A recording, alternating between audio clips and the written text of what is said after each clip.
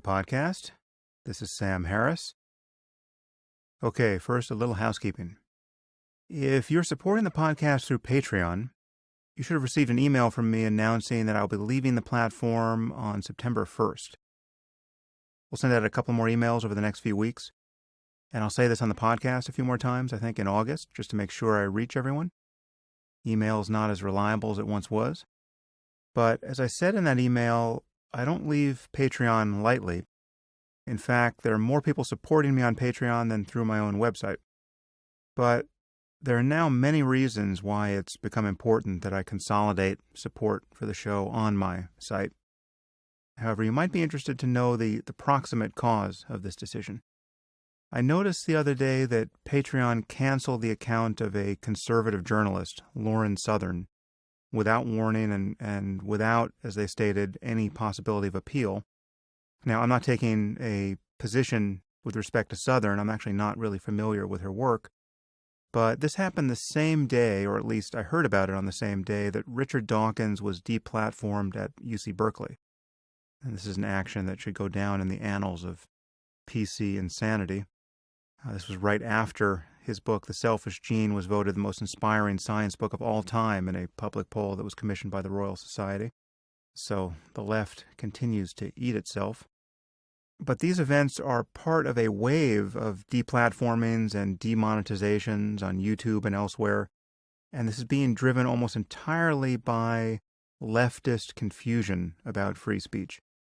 I consider myself well left of center on almost every topic. But this is just the Wild West out here in terms of people organizing campaigns of protest against totally legitimate and blameless scholars and journalists and scientists. And I realize that I just can't afford to have this podcast be even slightly vulnerable to the whims of a third party like that. This shouldn't be read as a criticism of Patreon. They obviously can't vet everyone on their platform, and they're liable to get it wrong when they try. I think they've been providing a fantastic and much-needed service. As I've said on this podcast many times before, I think the future of digital content lies in audience support, not in ads. And Patreon has really stepped into that space almost by itself. So please don't get the wrong idea here, but in the current environment, I've decided I need full control over my platform. This could be a costly move, I recognize. Needless to say, I'm hoping that those of you who are supporting the show on Patreon will make this transition with me and become monthly subscribers at samharris.org. But I will be deleting my Patreon account on September 1st. So if you want to support the show, there is only one place to do that, and that's at samharris.org/support. And again, your support is making all of this possible. I've got some very interesting guests coming up. I'll be talking to the security consultant Gavin DeBecker soon. He wrote The Gift of Fear, which was an extremely influential book. In fact, I think it's the best-selling book on violence ever written. I think I have that right. Gavin handles security for half of Hollywood and Silicon Valley at this point, and he has thought really deeply about violence at every level, domestic violence and workplace violence and terrorism, assassinations, really everything. So I'm looking forward to that. I'm looking forward to producing a podcast there that will be truly useful to you. I think it's not too far-fetched to say that that's a podcast that could save someone's life. Just the law of large numbers almost guarantees that. There are enough of you listening that I can guarantee some of you will be the victims of violence or attempted violence at some point in the near future. The last time I did either a blog or a podcast where I talked about this, I got an email, I think the next day, from someone who found himself in an active shooter situation in an airport, having just listened to my describing active shooter situations and what one should do in those circumstances. So this is what happens when you're talking to a lot of people. Anyway, I look forward to that conversation with Gavin. I've also rescheduled Robert Sapolsky, so that will finally happen soon. And Max Tegmark, Lawrence Lessig, there are many smart people on the horizon. And I have some events coming up in Toronto, Vancouver, New York, London, Phoenix now. I believe Phoenix is now available for pre-sale to supporters of the show. Los Angeles, and more cities coming. When tickets become available to the general public for these events, as they are for most of those now, they can be found at pangburnphilosophy.com. Pangburn, P-A-N-G-B-U-R-N, philosophy, all one word, .com. Okay. Today I am speaking with David Brooks. David is one of the nation's leading writers and commentators. He's an op-ed columnist for the New York Times, and he appears regularly on PBS's NewsHour and Meet the Press. And he's the best-selling author of several books, The Social Animal, Bobos in Paradise, and most recently, in the book under discussion, The Road to Character. And in this episode, we talk about that book, The Road to Character, and it was a very interesting book where David goes into the difference between self-gratification and self-overcoming on some basic level.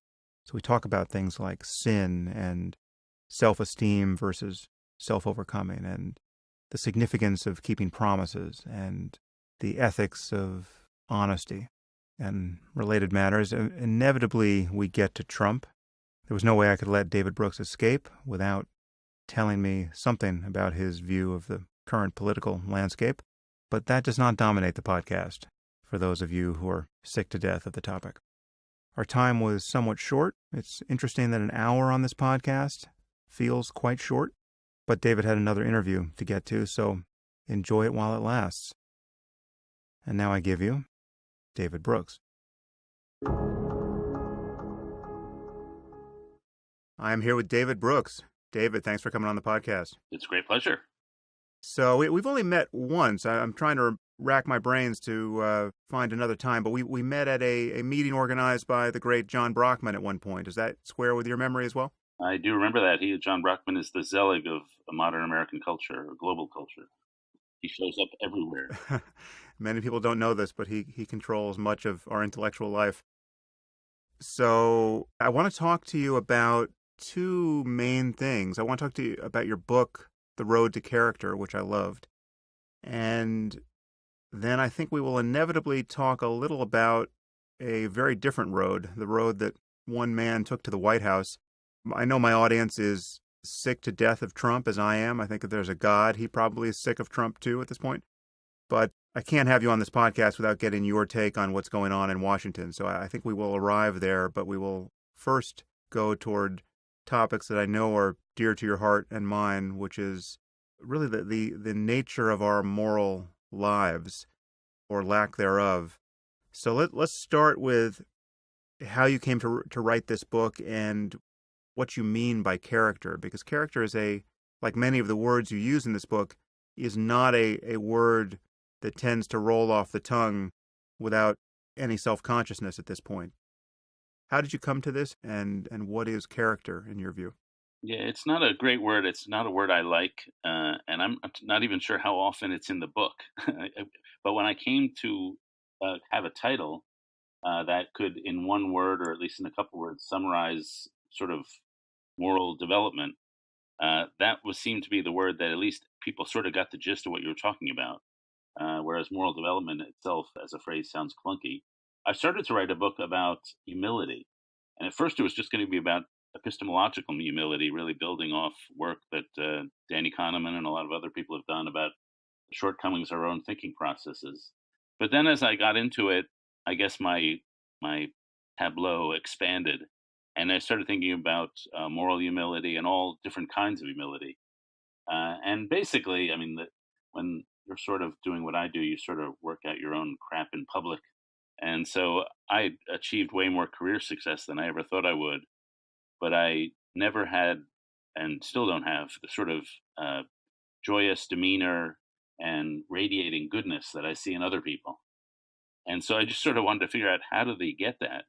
And so the book, I really took a bunch of characters, more or less randomly selected, who were pathetic at age 20 and kind of amazing at age 70. And I just wanted to know, how did they grow into much better people, which they all did. Yeah, the story is really told through these different characters you profile, and people like Dorothy Day and Montaigne and Dr. Johnson. And I guess as time is short, I don't want to go into many of them, but one jumped out at me, the profile of George Marshall, the general, who is not as famous as he should be, perhaps, though the Marshall Plan is named after him. In writing about character and writing about virtues that are, again, that we don't really have the moral language anymore to talk about without really straining. And we'll get into the significance of words like sin and wisdom and other words that people don't use so readily anymore. But in the character of Marshall, I was struck by the fact that so much of what you describe about him is clearly noble and deserving of really nothing but praise. I mean, his level of self-sacrifice and self-abnegation and his willingness seemingly at every turn to put country before self, to put the needs of, in this case, the President of the United States before his own career goals. But it was hard to actually envy him. If I could teach my children to be good, I'm not sure I would give them that particular piece of software he was running. So why don't you just summarize briefly the story you tell about Marshall, and in particular about the way in which he didn't make the moves when his career was really reaching its apogee to become the far more famous and influential general that he might have been. Yeah, he grew up in Pennsylvania, and he was a very shy boy and a very poor student. And his older brother went to VMI, Virginia Military Institute, and Marshall wanted to go too. And his older brother said, "You know, George is kind of pathetic. Let's not let him go there because he'll ruin the family name." And so he was not an impressive young man, but he ended up going to VMI, and he ended up really loving military life. And military life really was the making of him. He joined the institution; it gave him discipline.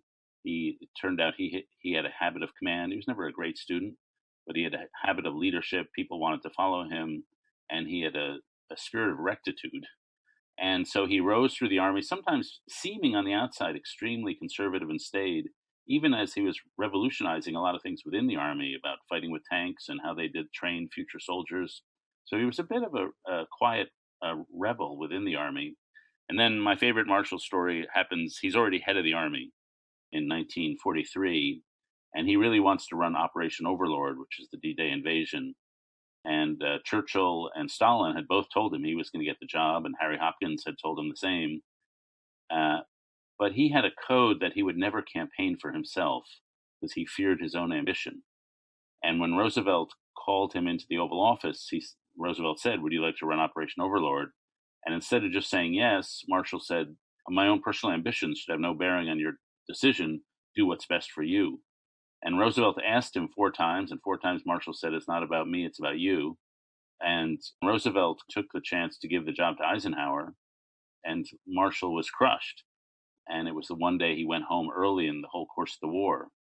And so it hurt him, and he would have been a much more famous person if he'd run the D-Day invasion, but he wouldn't be Marshall.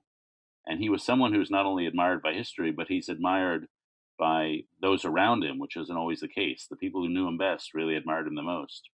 But I sort of get the chilliness about him. He had a quality that, we associate with Greek and Roman times of magnanimity, which Pericles had, and I think George Washington had. And it's a great man doing great service to his country, but at the same time, he's detached and he's emotionally cold.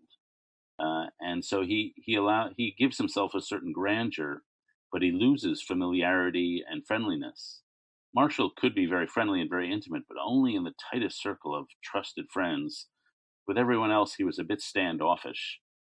And so during the war, he wouldn't call Eisenhower Ike the way everyone else did because it was too familiar.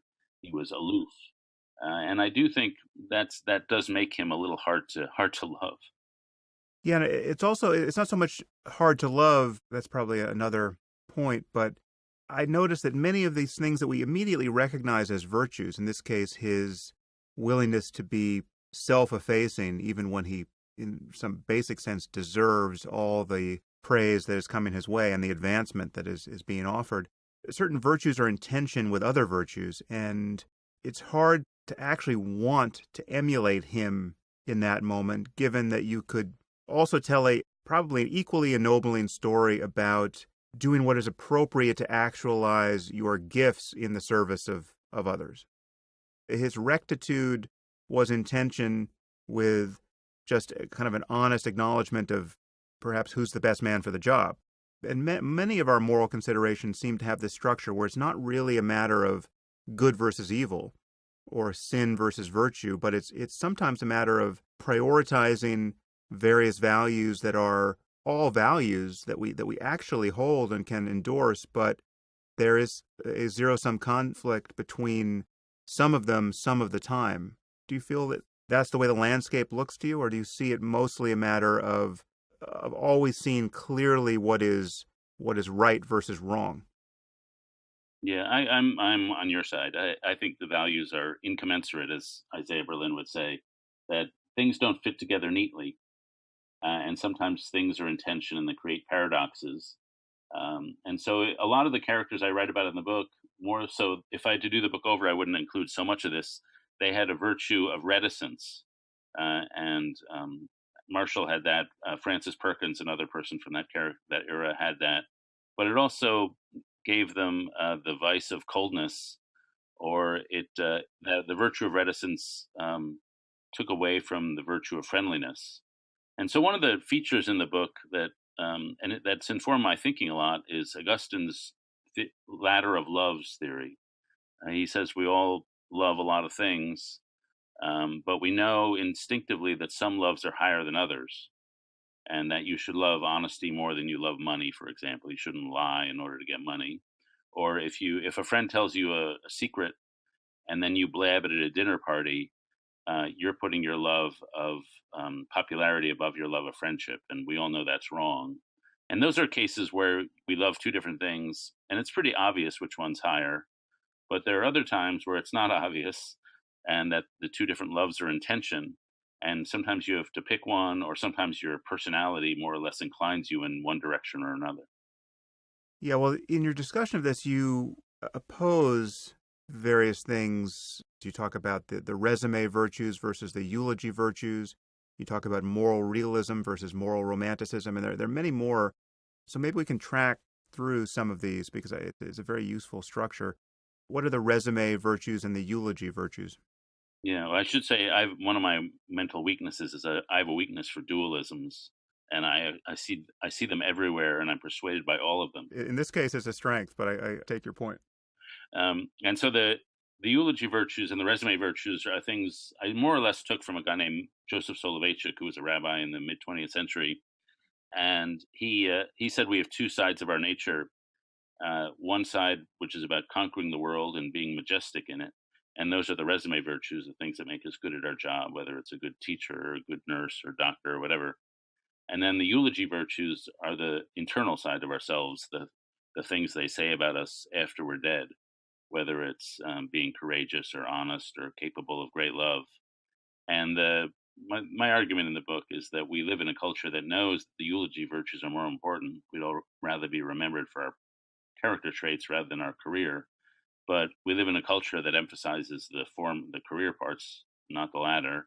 And we're just a lot more articulate about how to build a good career than how to build a good person. And our universities in particular are much more confident in talking about professional rise than a moral or spiritual rise for a lot of different reasons. One of them, my colleague at Yale, Tony Kronman, who's at the law school, says specialization causes us to look at the narrow focus of different subjects, but never step back and look at the whole person. And so his argument is that specialization causes us to abstract from the whole quality of our conduct and makes us focus on, how we're doing it as potential lawyers or academics or whatever.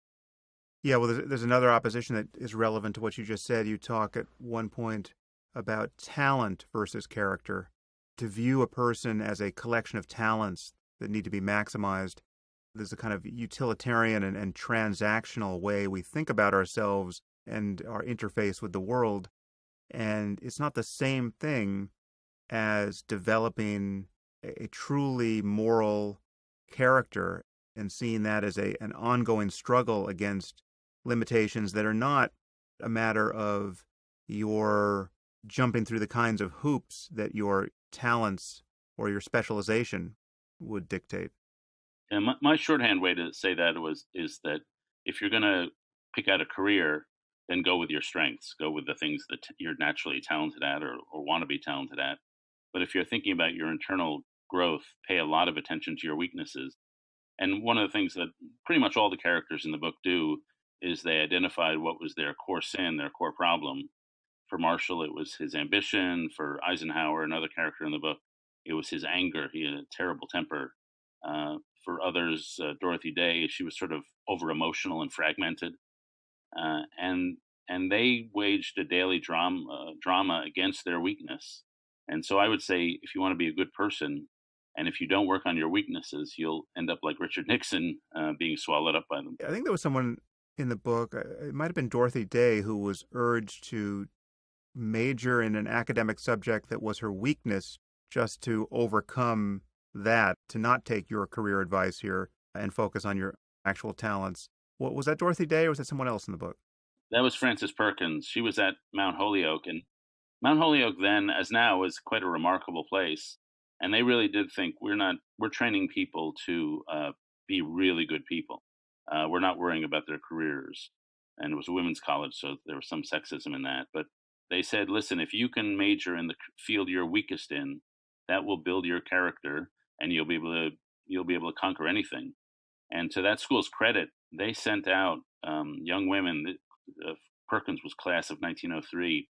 They sent them out to Pakistan, across Africa, across Asia on these service trips, and they would spend years abroad. And somebody did a census of all the missionaries abroad, I think in around 1920, and some ridiculous percentage, like 20% of them were Mount Holyoke grads. So they were armed with a sense of mission and a sense of toughness on how to conquer life's challenges. It was quite a remarkable place.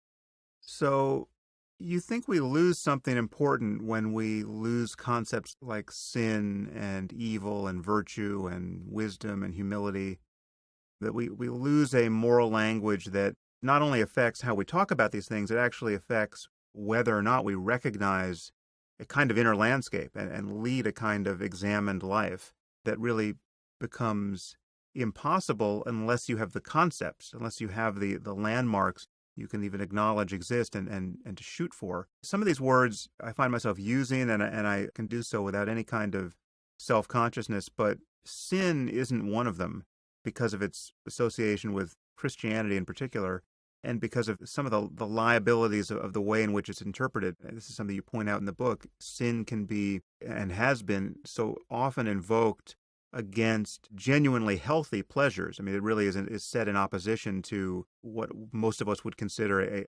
healthy sex life, for instance. How do you think about sin?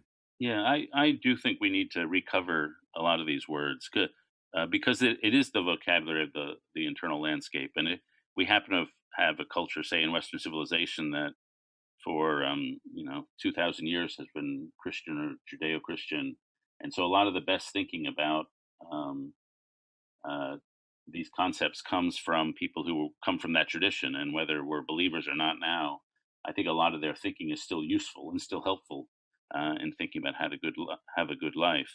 Now, the word sin was, as you say, ruined by people who used it to punish sex or used it to crack down on being a kid a lot of the time. But I think it's useful because it points to the fact that there's sometimes just screw ups in our nature, that there are bugs in the machine, and that some of them are characteristics of just the way we're wired, and that we should be aware of them. I think we all have a tendency to be selfish and to see the world from our own vantage point. David Foster Wallace, in that famous Kenyon address, said we don't even think about it, but we see the world as before us, behind us, beside us, but it's all revolving around us. And I do think that's just a screw up in our nature, that we're too self oriented. And I think it's possible to have a concept of sin that doesn't rely on, the original sin and even something explicitly religious. The what I talked about earlier about having your loves out of order. I think that's a good way to describe how sin happens. That sometimes we just have a tendency to get our loves out of order, and we go for some short-term pleasure, like popularity, over a long-term virtue, like being faithful to our friends. And I think it's useful to revive that word just to remind ourselves how sort of broken we are, even while we're splendidly endowed in other ways. Another word I think is worth reviving, which has explicitly religious connotations, is the word grace. Sometimes, and the way I would say it in non religious terms is sometimes you get sick or you have a trauma, and people you really are close to somehow disappear. They don't show up for you. But then there are other people you barely know, and they completely show up for you, and they're very great friends to you at that moment. And that's unmerited love. That's undeserved. And I think it's as as it's important to recognize that sometimes we have these flaws in our nature. It's also important to recognize that as people and as a race or as a humanity, uh, sometimes we just get unmerited benefits that we don't deserve, and sometimes the universe is much kinder to us than we merit, and that's grace. And so I think all these qualities are useful for thinking about our place in the world and our spiritual development. How do you think about the self as the center of this project? I mean, one way to talk about the road to character is in an opposition between self-esteem. At one point, you flag that in the book, and self-overcoming. Talk about your view of the self, the thread upon which all of these various questions and considerations are strung. Well, I do think, like I said, we're splendidly endowed, but also deeply flawed. And so I sort of wrote the book because we've had 30 or 40 years where we've been given the self-esteem movement, and in big ways and small. I just read in the newspaper yesterday that nearly half of all high school students graduate with an A average or an A minus average. So we're pretty good at telling each other how great we are. But I think this has robbed us of a virtue that maybe existed a little more in times past than now, which is the virtue of humility.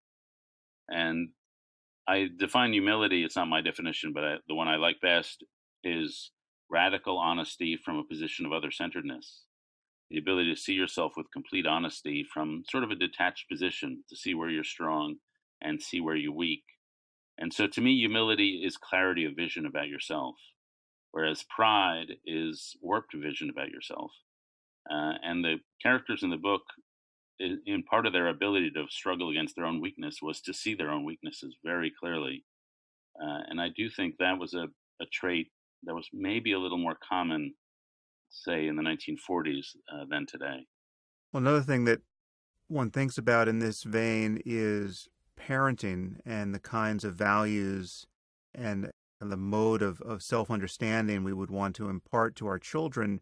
And I'm struck by how different it seems the values here begin to flip because obviously we have been convinced, most of us certainly have been convinced, that one thing you want to impart to your children is a healthy sense of self esteem and even in many cases pride over their accomplishments and a very clear attention to their weaknesses is not something that gets emphasized, and one could argue it probably shouldn't be emphasized until a certain point. I mean, until a certain point closer to adulthood. How do you think about the project of being a parent in light of this conversation we're having about one's own road to character? Yeah, this is actually something I noticed after the book came out, which I didn't really notice while writing it, that all the characters I chose, pretty much all of them, I think, had really amazing mothers, and who just poured love, a lot of love into their kids. Their fathers tended to be a little cold, and I think that was true because a lot of the characters were in them grew up in the early 20th century. I think there was just a lot of coldness between fathers and kids. And so, and I've read about this subsequently, that a lot of people, and I'm not recommending this, I'm just making an observation. A lot of people who grow up to be phenomenally successful have one parent who gives them unconditional love, often the mother, and then another parent who gives them is cold and gives them very conditional love. So they've got strength, but they've also got insecurity, which they struggle very hard all their lives to overcome. And I wouldn't want to raise my own kids that way. I think both parents should be giving unconditional love, but that is something that all these people had. I do think if I had to write the book over, I the main story that I tell in the book is very individualistic. It's Dwight Eisenhower struggling against his weakness. It's Dorothy Day struggling against her weakness. And I think the book, in retrospect, is a little too individualistic. I see the self as too self-enclosed. And if I had to do it over again, I think I would emphasize first the love that was poured into them, that really built a strong sense of themselves, and then the way they were able to die to self after that was achieved and pour a strong sense of love into other people. And so I'd probably write it a more communitarian book if I had to do it over again.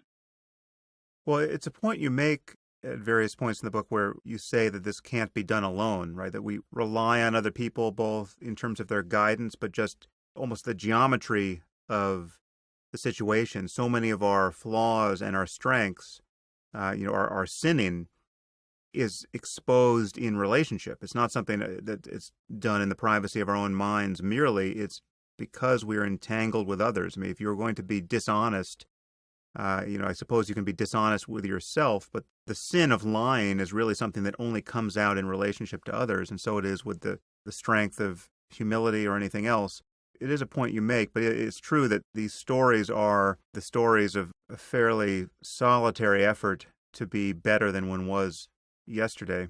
Yeah, no, I think the book I'm trying to write now is about promising and about all the promises we make. And I know I think that self conflict and self improvement is part of character building or part of what it means to be an adult. But being faithful to one's promises may be a more important part, and what you choose to promise faithfulness to, and then how you execute on those promises. That strikes me as a little more central, and that's essentially a social exercise. Yeah, and it's also confounded by the structure of the self and its lack of coherence. Because when you're making a promise today, you are making a promise that your future self has to keep.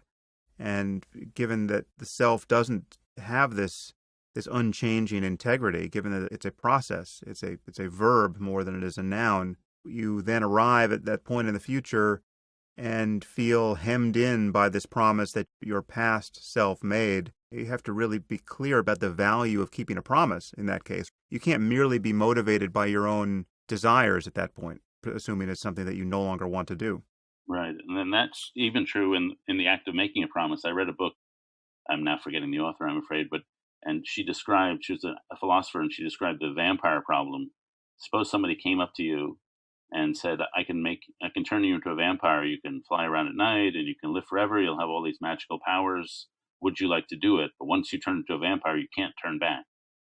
And and how would you know? Because you, as your human self, doesn't know what it feels like to be a vampire self.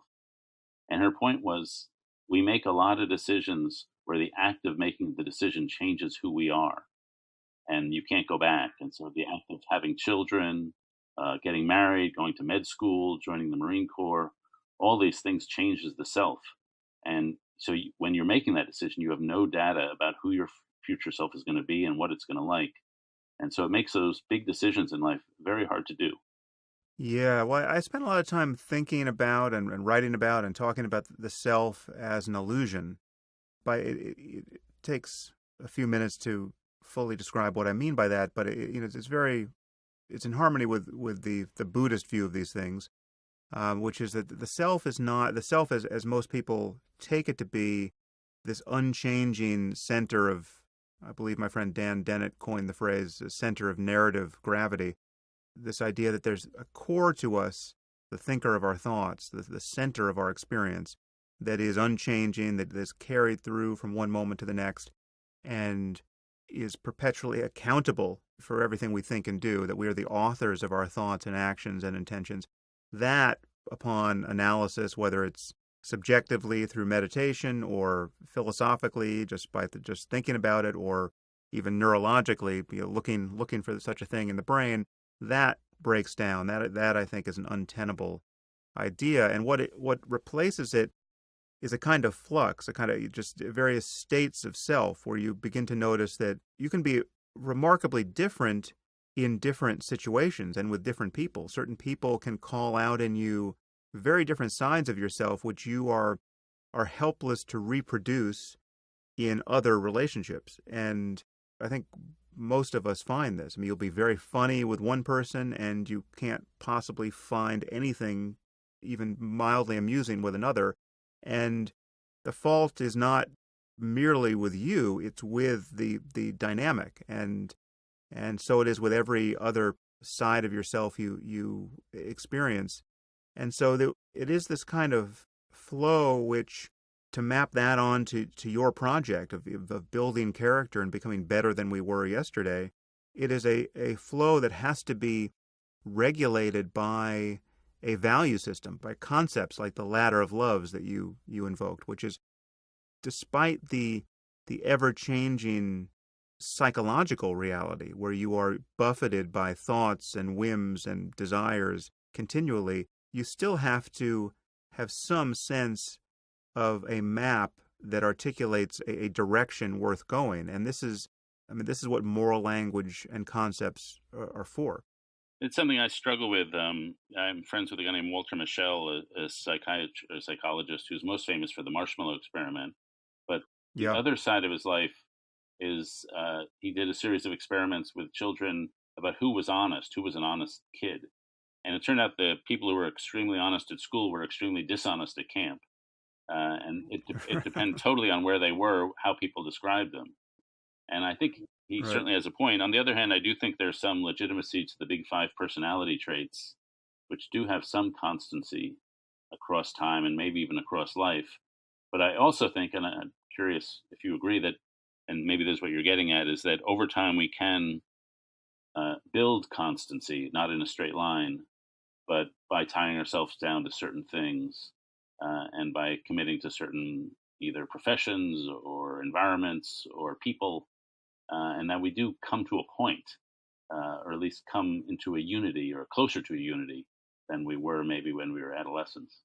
Yeah, no, I think you can change your self or the direction that your mind and life tend radically. And I think one aspect of this is the humility engendered by looking closely at what you're calling yourself and seeing that you didn't make yourself, right? So that your strengths are a gift, right? You can't really claim that you are the author of anything good really that you find in yourself. And that's not many people hear that as something somehow disempowering.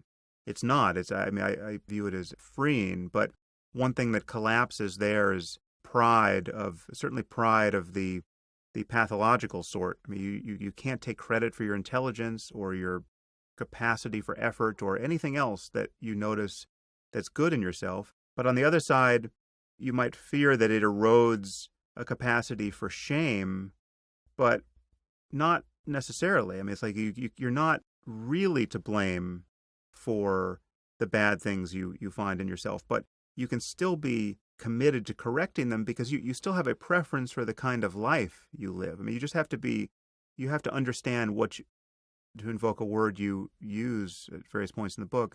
I mean, wisdom is, for me, a matter of charting a course in this world that escapes unnecessary suffering. And that heuristic, it sounds kind of superficial stated that way, but it runs very, very deep, which is, if you're living a life that is not wise, that is morally synonymous with, needless conflict with the people around you. Whatever your intention to form loving relationships, it's continually confounded by your misbehavior and your following, short-term desires and overlooking long ones. It's synonymous with not having the career you actually want because you've put needless obstacles in your way. All of these things, whether or not you created the tools you find in yourself to navigate this terrain, you still want to navigate it, and all you can do is use the tools you find in yourself as intelligently as possible in each moment, so as to move in the right direction. And to your question about whether structure or tying yourself down to something works or matters. I think it absolutely does. I mean, so one thing I've often recommended is the ethic of just not lying really ever.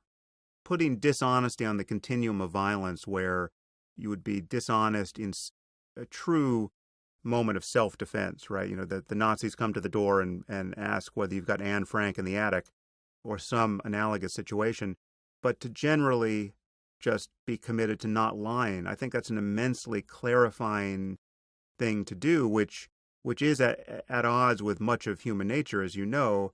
And so your inclination to lie, your inclination to shade the truth is constantly exposed once you have made that vow, essentially. That's one example of a kind of discipline that I think can corral this what's otherwise this shapeless mass of, sometimes I lie, sometimes I don't, who knows what I'm going to say next, which is the way most people, in my experience, relate to the question of whether or not to be honest or dishonest. And I guess I would say another way of saying what you're saying, I think you agree, is that if we have divided selves, then the discipline of not lying is one part of the self, trying to slowly engrave habits in maybe the unconscious part of the self or the intuitive part of the self. And I think that's what character actually means in the original form. It means to engrave, and so it's a gradual process of carving dispositions into some deeper part of yourself. Yeah, no, I think that is a good way to put it, because it does so much of learning anything. Learning to swing a tennis racket has this structure too, where at first you don't know how to do it. You have a conscious goal and you're given a conscious recipe, and actually learning to do it is a matter of pushing that recipe back into parts of the brain that you're not conscious of. With a motor task, it's a procedural memory. And once it becomes that, then you don't even know how you swing a tennis racket or a golf club or anything else at that point. And to think too much about it is to degrade your performance. And I think much of our moral life also has that structure, at least potentially, where you begin to learn that being a certain way and being virtuous, again, to use a strangely loaded term, actually feels better than tempting moments of non-virtue. And you begin to feel the emotional cost of giving in to the thing that you otherwise had to convince yourself was a good idea, like telling the truth even when it's uncomfortable. You become sensitive to the way in which, when you're tempted to lie to someone, that is synonymous with actually having fallen out of relationship with that person, where you're no longer on the same team. Whatever seemed to be true a moment ago, now your own desire to avoid awkwardness, say, is in contest with your actual connection to this other person and their goals and what they feel they need to know about the world. But again, I do think it does get, to use your terminology, engraved on this unconscious part of ourselves, where we then it becomes our default procedure. Let me bring it back, maybe to sin. Well, you said that a sign of unwisdom is the creation of needless conflict and needless suffering. Um, Now, Martin Luther King was someone who I think we would probably consider wise, but he certainly created a lot of conflict. Uh, and he did it, I think, because he had this awareness that there was this sin of racism and segregation. And so it was he was appealing to something a lot higher, and was willing to cause a lot of conflict along the way, because there was a higher truth he was seeking that was beyond just who's suffering, who's unhappy, who's frankly who's suffering in this. Would you agree that that appeal to some higher standard sometimes necessitates suffering? Because I certainly speak as someone who avoids conflict whenever possible, and that's one of my weaknesses. I would certainly agree with that there are, and again, this is back to this issue of competing virtues, where sometimes your desire to avoid suffering, yours or others, is in competition with some higher good. I mean, if your child needs a medical procedure that she doesn't want and is scared to get, but she needs it, well, then you just have to figure out how to impart a different lesson here, which is, as unpleasant as this is, we recover from these experiences. There's this question of what, when you are trying to improve a society or trying to get anything done that is valuable on at some kind of scale, well, then other things can't get done, or other things can't get funded, or other or sensitivities that people want respected can't be respected because they are ill considered.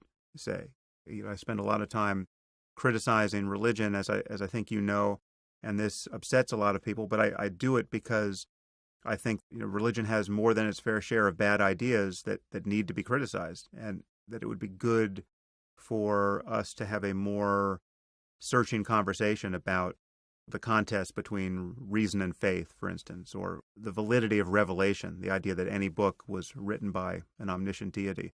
So yeah, that pisses people off to hear those things talked about in less than respectful terms. But I mean, I only do that because I think there is a larger good to come of it. In the book, my book, about half the people are religious and half are not. And I would say one of the things I notice among the religious characters, and Augustine is the prime one, but Dorothy Day might be the better example, is they're more motivated to be good. And sometimes doing the hard thing or the right thing it's not a question of knowing uh, what's right, but possessing the proper motivation to actually go ahead and do it. And I would say, all the people I write about are strongly motivated to try to be the best person they could be. That's why I wrote about them. They're not average. But I would say the religious people, there's a stronger source of motivation. Yeah, well, I think we'll have to leave that aside. I think you and I could have a long conversation about religion and its significance and its necessity in certain cases or not. But I just can't let you go without getting your view of the current political situation. And I know your time is short. So I want to segue. I mean, the bridge between what we were talking about and Trump is fairly direct. I mean, in my view, Trump is the walking annihilation of more or less everything we've been talking about. And I don't actually think that puts it too strongly. I think this is something I've talked about a lot on the podcast, but it's just, he strikes me as a distillation of everything that is wrong with the American character. This could be in large measure a caricature, but he has brought the caricature to life. If you take our materialism and our ignorance about the rest of the world and our satisfaction in our ignorance, our overconfidence, our pretension to greatness, even when we're actually being merely petty, our vanity, our sexism, boorishness, narcissism. I mean, all of these are the antithesis of the kind of project you're articulating in your book. A kind of childishness that doesn't have the virtues of childhood. I mean, it's a kind of malignant childhood that is just all boastfulness and me, without any of the curiosity or sympathy that you meet in actual children. He is the living embodiment of a kind of American grotesque. And again, I'm a little self-conscious about this calumny against, America, or the ugly American, but it's almost like he is a golem that has been conjured by the worst things that have ever been said about us as a country. I mean, it's like, if he can't grope it or put gold letters on it, it doesn't exist. And so I just want to, in these last 10 minutes, it's got to be very interesting to be David Brooks thinking about politics at this moment, or very painful. What do you make of the current situation with Trump? Well, it's humbling because I wrote this book on humility and it came out, and then the election happened, and you like to hope to think your book will have some influence. And I like the least humble Right. human being on the face of the earth. And I do, I more or less agree with everything you said about Trump and how he's a negation of what we've been talking about. But, one of the things I found while writing the book was the extreme power of celebrity culture. And I talk about these UCLA studies they do of college freshmen. They ask, what would you like in life? And it used to be fame was the thing of the 16 characters that was at the bottom. People didn't want to be famous. Now it's number two or three. There's just a great desire to be famous and the celebritification. And here is a man for whom celebrity and celebrification and self promotion are sort of the sum and substance of his character. And I guess what surprised me over the course of this last 18 months is the moral flaws that don't ring any bells, that don't set off any alarms in a lot of people. So I do think he is perhaps the end point of a certain narcissistic tendency that a lot of people have been writing about for 20 or 30 years. One of the questions to me is whether we snap back from it or whether this is the new standard that to which we all conduct our lives and politics on from here on out. I remember you writing in a fairly recent op-ed, maybe a month old now, and as you know, the news cycle just cleans the slate more or less every 24 hours now. So I'm wondering if this still holds. But I remember you saying that you were worried that we were getting ahead of ourselves on the Russia investigation and that it seemed less substantial than the Whitewater scandal when you were attending to it back when you wrote for I think it was the Wall Street Journal. Does that still seem true to you? Has anything changed since Don Jr.'s emails came out? Yeah, that seems less true. What I had said was that based on what we knew at that point, there wasn't any evidence of collusion. Now, obviously, we know the Don Jr. meetings happened. And I think I'm more alert to the possibility the way Russian oligarchs may have invested in Trump properties and funded his empire in ways we don't know. And so I gave myself the out in that column that if we discover something that there was collusion, then there's collusion. But so far we haven't found a lot of collusion. But as of now, we found a little more. I still don't think it's the kind of scandal that's going to bring him down. I could be wrong. There could be another series of revelations. And my colleague Ross Douthat said of Trump, he lets you down every time you try to give him the benefit of the doubt. And that's certainly the case. So I shouldn't warn, but somehow my instinct is that somehow he's the thing that is most destructive about him is not this scandal. It's the inattention to policy. It's the lowering the standards of the way government works, the way society works. And I guess I was pushing in that column against the Watergateization of our politics, that we would imagine that there's some scandal who's going to remove the person we don't like from office. And that's been a sort of a destructive tendency in both parties over the last 25 years. Yeah, I must say that I've been rather eager for his impeachment, but I do share David Frum's impression here, which is that the worst things about him are all right on the surface. It's not, I mean, to focus narrowly on collusion is to miss the fact that we have known all this time what's wrong with him, and you just articulated some of it. But I mean, to the fact that we have a president who has nothing but good things to say about Vladimir Putin, that's the problem, right? And that's not impeachable necessarily. I mean, I guess there may be something that could make that impeachable, but the people who are hoping to see him removed are in danger of focusing on something which in the end may not be provable, but is among the least significant of his many visible flaws.